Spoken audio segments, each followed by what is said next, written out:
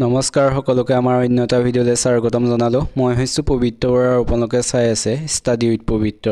আজিৰ ভিডিঅ'টোত আমি টপ 20 কুৱেশ্যন লৈ আহিছোঁ। আজি পাৰ্ট 3। সকলোৱে আগৰ ভিডিঅ' যদি চোৱা নাই তেন্তে ডেছক্ৰিপশ্যনত লিংক দিয়া থাকিব, তাত গৈ সকলোৱে চাব। যিসকলে আমাৰ চেনেলটো আজি প্ৰথম চাইছে সেইসকলে চেনেলটো ছাবস্ক্ৰাইব কৰি বন্ধু বান্ধৱীৰ সৈতে শ্বেয়াৰ কৰি দিবা। তেন্তে বেছি দেৰি নকৰি কুৱেশ্যনসমূহৰ মাজলৈ যাব বিচাৰিছোঁ। আজিৰ প্ৰথম কুৱেশ্যনটো তোমালোকৰ বাবে ৰখা হৈছে। ইয়াৰ উত্তৰটো কি হয় সকলোৱে কমেণ্ট কৰি জনাব।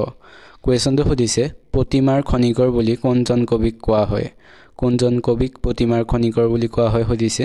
ইয়াত যিকেইটা অপশ্যন দিছে সেইকেইটাৰ ভিতৰত কোনটো শুদ্ধ হয় সকলোৱে কমেণ্ট কৰি জনাব। এতিয়া আহিছোঁ তাৰ পিছৰ কুৱেশ্যনটোলৈ। তাৰ পিছৰ কুৱেশ্যনটো সুধিছে, অসম বিধানসভাৰ মুঠ আসনৰ সংখ্যা কিমান? অসম বিধানসভাৰ মুঠ আসনৰ সংখ্যা কিমান সুধিছে। ইয়াত যিকেইটা অপশ্যন দিছে সেইকেইটাৰ ভিতৰত শুদ্ধ উত্তৰটো হৈছে অপশ্যন এ 126খন। অসম বিধানসভাৰ মুঠ আসনৰ সংখ্যা হৈছে 126খন। লগতে মনত ৰাখিবা বিধানসভাৰ সদস্যসকলৰ কাৰ্যকাল হৈছে 5 বছৰ। এতিয়া আহিছোঁ 3 নম্বৰ কুৱেশ্যনটোলৈ। 3 নম্বৰ কুৱেশ্যনটো সুধিছে, এছিয়ান গেমছত সোণৰ পদক বিজয়ী প্ৰথম অসমীয়াজনৰ নাম কি? এছিয়ান গেমছত সোণৰ পদক বিজয়ী প্ৰথম অসমীয়াজনৰ নাম কি সুধিছে। ইয়াত যিকেইটা অপশ্যন দিছে সেইকেইটাৰ ভিতৰত শুদ্ধ উত্তৰটো হৈছে অপশ্যন বি ভোগেশ্বৰ বৰুৱা। ভোগেশ্বৰ বৰুৱা হৈছে এছিয়ান গেমছত সোণৰ পদক লাভ কৰা প্ৰথমজন অসমীয়া। এই এছিয়ান গেমছ প্ৰতি 4 বছৰ মূৰে মূৰে অনুষ্ঠিত হয়, সেইটো মনত ৰাখিব। এতিয়া আহিছোঁ 4 নম্বৰ কুৱেশ্যনটোলৈ। 4 নম্বৰ কুৱেশ্যনটো সুধিছে, কাক বনফুলৰ কবি নামেৰেও জনা যায়? কোনজন কবিক বনফুলৰ কবি নামেৰে জনা যায় সুধিছে। ইয়াত যিকেইটা অপশ্যন দিছে সেইকেইটাৰ ভিতৰত শুদ্ধ উত্তৰটো হৈছে অপশ্যন ডি যতীন্দ্ৰনাথ দুৱৰা। যতীন্দ্ৰনাথ দুৱৰাক বনফুলৰ কবি হিচাপে জনা যায়। এতিয়া আহিছোঁ 5 নম্বৰ কুৱেশ্যনটোলৈ। 5 নম্বৰ কুৱেশ্যনটো সুধিছে, ৰংঘৰ কোনে নিৰ্মাণ কৰিছিল? কোনজন আহোম ৰজাই ৰংঘৰ নিৰ্মাণ কৰিছিল সুধিছে। ইয়াত যিকেইটা অপশ্যন দিছে সেইকেইটাৰ ভিতৰত শুদ্ধ উত্তৰটো হৈছে অপশ্যন বি প্ৰমত্ত সিংহই। প্ৰমত্ত সিংহই ৰংঘৰ নিৰ্মাণ কৰিছিল। এতিয়া আহিছোঁ 6 নম্বৰ কুৱেশ্যনটোলৈ। 6 নম্বৰ কুৱেশ্যনটো সুধিছে, মহাভৈৰৱ মন্দিৰ ক'ত অৱস্থিত? মহাভৈৰৱ মন্দিৰ ক'ত অৱস্থিত সুধিছে। ইয়াত যিকেইটা অপশ্যন দিছে সেইকেইটাৰ ভিতৰত শুদ্ধ উত্তৰটো হৈছে অপশ্যন চি তেজপুৰত। তেজপুৰত মহাভৈৰৱ মন্দিৰ অৱস্থিত। লগতে মনত ৰাখিব এই মহাভৈৰৱ মন্দিৰ বানাসুৰে নিৰ্মাণ কৰিছিল বুলি জনা যায়। এতিয়া আহিছোঁ তাৰ পিছৰ অৰ্থাৎ 7 নম্বৰ কুৱেশ্যনটোলৈ। 7 নম্বৰ কুৱেশ্যনটো সুধিছে, অসমৰ পশ্চিম সীমাত অৱস্থিত বিদেশী ৰাষ্ট্ৰখনৰ নাম কি? অসমৰ পশ্চিম সীমাত অৱস্থিত বিদেশী ৰাষ্ট্ৰখনৰ নাম কি সুধিছে। ইয়াত যিকেইটা অপশ্যন দিছে সেইকেইটাৰ ভিতৰত শুদ্ধ উত্তৰটো হৈছে অপশ্যন এ বাংলাদেশ। বাংলাদেশ হৈছে অসমৰ পশ্চিম সীমাত অৱস্থিত বিদেশী ৰাষ্ট্ৰ। এতিয়া আহিছোঁ 8 নম্বৰ কুৱেশ্যনটোলৈ। 8 নম্বৰ কুৱেশ্যনটো সুধিছে, অসমৰ আটাইতকৈ ওখ পাহাৰটোৰ নাম কি? অসমৰ আটাইতকৈ ওখ পাহাৰটোৰ নাম কি সুধিছে। ইয়াত যিকেইটা অপশ্যন দিছে সেইকেইটাৰ ভিতৰত শুদ্ধ উত্তৰটো হৈছে অপশ্যন চি বৰাইল পাহাৰ।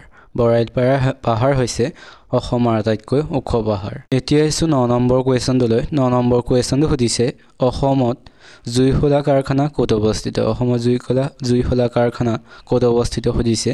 ইয়াত যিকেইটা অপশ্যন দিছে সেইকেইটাৰ ভিতৰত শুদ্ধ উত্তৰটো হৈছে অপশ্যন ডি ধুবুৰী। ধুবুৰী জিলাত জুইশলা কাৰখানা অৱস্থিত। এতিয়া আহিছোঁ 10 নম্বৰ কুৱেশ্যনটোলৈ। 10 নম্বৰ কুৱেশ্যনটো সুধিছে, অসমত সাৰ কাৰখানা ক'ত আছে? অসমত সাৰ কাৰখানা ক'ত আছে সুধিছে। ইয়াত যিকেইটা অপশ্যন দিছে সেইকেইটাৰ ভিতৰত শুদ্ধ উত্তৰটো হৈছে অপশ্যন চি নামৰূপত। নামৰূপত সাৰ কাৰখানা আছে। আপোনালোকে ভিডিঅ'টো চাই কেনেকুৱা পাইছে কমেণ্ট এটা কৰি জনাব। যিসকলে ভাল পাইছে চেনেলটো ছাবস্ক্ৰাইব কৰি লাইক এটা কৰি বন্ধু বান্ধৱীৰ সৈতে শ্বেয়াৰ কৰি দিব। এতিয়া আহিছোঁ তাৰ পিছৰ অৰ্থাৎ 11 নম্বৰ কুৱেশ্যনটোলৈ। 11 নম্বৰ কুৱেশ্যনটো সুধিছে, কেতিয়া অসমত প্ৰথম ৰেল সেৱা প্ৰৱৰ্তন কৰা হৈছিল? অসমত কেতিয়া ৰেল সেৱা আৰম্ভ হৈছিল সুধিছে। ইয়াত যিকেইটা অপশ্যন দিছে সেইকেইটাৰ ভিতৰত শুদ্ধ উত্তৰটো হৈছে অপশ্যন এ 1882 চনত। 1882 চনত অসমত প্ৰথম ৰেল সেৱা আৰম্ভ হৈছিল। এতিয়া আহিছোঁ তাৰ পিছৰ কুৱেশ্যনটোলৈ। তাৰ পিছৰ কুৱেশ্যন সুধিছে, কোন চনত মহাত্মা গান্ধী অসমলৈ আহিছিল? কোন চনত মহাত্মা গান্ধী অসমলৈ আহিছিল সুধিছে।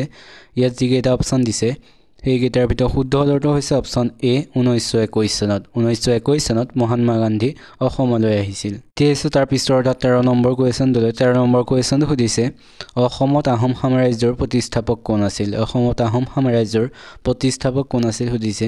ইয়াত যিকেইটা অপশ্যন দিছে সেইকেইটাৰ ভিতৰত শুদ্ধ উত্তৰটো হৈছে অপশ্যন চি চুকাফা। চুকাফা হৈছে আহোম সাম্ৰাজ্যৰ প্ৰতিষ্ঠাপক অসমত। এতিয়া আছে তাৰ পিছৰ কুৱেশ্যনটোলৈ তাৰ পিছৰ কুৱেশ্যন সুধিছে গুৱাহাটী উচ্চ ন্যায়ালয় কোন চনত স্থাপিত হৈছিল কোন চনত গুৱাহাটী উচ্চ ন্যায়ালয় স্থাপিত হৈছিল সুধিছে ইয়াত যিকেইটা অপশ্যন দিছে সেইকেইটাৰ ভিতৰত শুদ্ধ উত্তৰটো হৈছে অপশ্যন বি 1948 চনত 1948 চনত গুৱাহাটী উচ্চ ন্যায়ালয় স্থাপিত হৈছিল এতিয়া আছে তাৰ পিছৰ কুৱেশ্যনটোলৈ তাৰ পিছৰ কুৱেশ্যন সুধিছে আহোমসকলৰ কোনজন স্বৰ্গদেউ লৰা ৰজা বুলিও জনা গৈছিল আহোমসকলৰ কোনজন স্বৰ্গদেউ লৰা ৰজা বুলি জনা গৈছিল সুধিছে ইয়াত যিকেইটা অপশ্যন দিছে সেইকেইটাৰ ভিতৰত শুদ্ধ উত্তৰটো হৈছে অপশ্যন ডি ৰত্নধৰ সিংহ বা চুলিকভা বা ৰত্নধৰ সিংহক লৰা ৰজা বুলিও জনা গৈছিল এতিয়া আছে 16 নম্বৰ কুৱেশ্যনটোলৈ 16 নম্বৰ কুৱেশ্যনটো খুজিছে টুচু পূজা কোনটো জনগোষ্ঠীয়ে পালন কৰে কোনটো জনগোষ্ঠীয়ে টুচু পূজা পালন কৰে সুধিছে ইয়াত যিকেইটা অপশ্যন দিছে সেইকেইটাৰ ভিতৰত শুদ্ধ উত্তৰটো হৈছে অপশ্যন এ চাহ জনগোষ্ঠীৰ লোকসকলে টুচু পূজা পালন কৰে এতিয়া আছে 17 নম্বৰ কুৱেশ্যনটোলৈ 17 নম্বৰ কুৱেশ্যনটো সুধিছে সত্ৰীয়া নৃত্যই কোনটো বৰ্ষত ৰাষ্ট্ৰীয় স্বীকৃতি লাভ কৰিছিল কোনটো বৰ্ষত সত্ৰীয়া নৃত্যই ৰাষ্ট্ৰীয় স্বীকৃতি লাভ কৰিছিল সুধিছে ইয়াত যিকেইটা অপশ্যন দিছে সেইকেইটাৰ ভিতৰত শুদ্ধ উত্তৰটো হৈছে অপশ্যন বি 2000 চনত সত্ৰীয়া নৃত্যই ৰাষ্ট্ৰীয় স্বীকৃতি লাভ কৰিছিল এতিয়া 18 নম্বৰ কুৱেশ্যনটোলৈ 18 নম্বৰ কুৱেশ্যনটো সুধিছে উত্তৰাখণ্ড ৰামায়ণৰ অসমীয়া অনুবাদক কোন আছিল উত্তৰাখণ্ড ৰামায়ণৰ অসমীয়া অনুবাদক কোন হয় সুধিছে ইয়াত যিকেইটা অপশ্যন দিছে সেইকেইটাৰ ভিতৰত শুদ্ধ উত্তৰটো হৈছে অপশ্যন এ শংকৰদেৱ হৈছে উত্তৰাখণ্ড ৰামায়ণৰ অসমীয়া অনুবাদক এতিয়া 19 নম্বৰ কুৱেশ্যনটোলৈ 19 নম্বৰ কুৱেশ্যন সুধিছে সোণাই ৰূপাই অভয়াৰণ্য কোনখন জিলাত অৱস্থিত কোনখন জিলাত সোণাই ৰূপাই অভয়াৰণ্যখন অৱস্থিত সুধিছে ইয়াত যিকেইটা অপশ্যন দিছে সেইকেইটাৰ ভিতৰত শুদ্ধ উত্তৰটো হৈছে অপশ্যন বি শোণিতপুৰ জিলাত সোণাই ৰূপাই অভয়াৰণ্যখন অৱস্থিত এতিয়া আজিৰ টপ 20 শেষৰ কুৱেশ্যনটো সুধিছে অসমত কোন চনত নৌসেৱা আৰম্ভ কৰা হৈছিল অসমত কোন চনত নৌসেৱা আৰম্ভ হৈছিল সুধিছে ইয়াত যিকেইটা অপশ্যন দিছে সেইকেইটাৰ ভিতৰত শুদ্ধ উত্তৰটো হৈছে অপশ্যন সি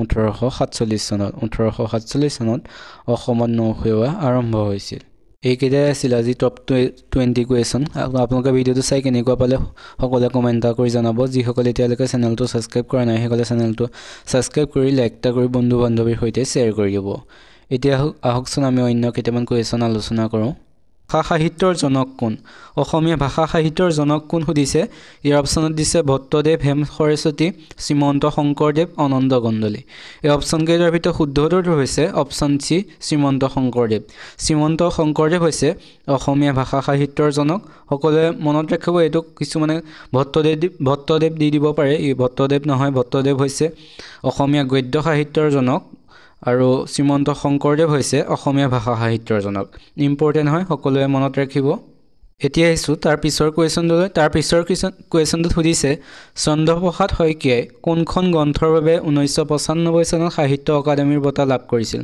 চন্দ্ৰপ্ৰসাদ শইকীয়াই কোনখন গ্ৰন্থৰ বাবে 1995 চনত সাহিত্য অকাডেমী বঁটা লাভ কৰিছিল সুধিছে অপশ্যনত দিছে তোৰে মোৰে আলোকৰে যাত্ৰা অন্তৰংগন নাচপতি ফুল মহাৰথী এই অপশ্যন কেইটাৰ ভিতৰত শুদ্ধ উত্তৰটো হৈছে অপশ্যন ডি মহাৰথী তেখেতে মহাৰথী গ্ৰন্থৰ বাবে 1995 চনত সাহিত্য অকাডেমী বঁটা লাভ কৰিছিল এতিয়া আহিছোঁ তাৰ পিছৰ কুৱেশ্যনটোলৈ তাৰ পিছৰ কুৱেশ্যনটো সুধিছে অসমীয়া ভাষা সাহিত্যৰ জনক শংকৰদেৱৰ প্ৰথম সাহিত্য কৃতিটো কি অসমীয়া ভাষা সাহিত্যৰ জনক শংকৰদেৱৰ প্ৰথম সাহিত্য কৃতিটো কি সুধিছে অপশ্যনত দিছে কীৰ্তন ঘোষা হৰিচন্দ্ৰ উপাখ্যান দশম কেলিগোপাল এই অপশ্যন কেইটাৰ ভিতৰত শুদ্ধ উত্তৰটো হৈছে অপশ্যন বি হৰিচন্দ্ৰ উপাখ্যান হৈছে শংকৰদেৱৰ প্ৰথম সাহিত্য কৃতি এতিয়া আহিছোঁ তাৰ পিছৰ কুৱেশ্যনটোলৈ তাৰ পিছৰ কুৱেশ্যনটো সুধিছে তলৰ কোনখন গ্ৰন্থ সাহিত্যিক ৰংবং তাৰাঙৰ ৰচিত গ্ৰন্থ নহয় তলত যিসমূহ গ্ৰন্থ দিছে তাৰ ভিতৰত কোনখন ৰংবং তাৰাঙৰ ৰচিত গ্ৰন্থ নহয় সুধিছে এই অপশ্যনত দিছে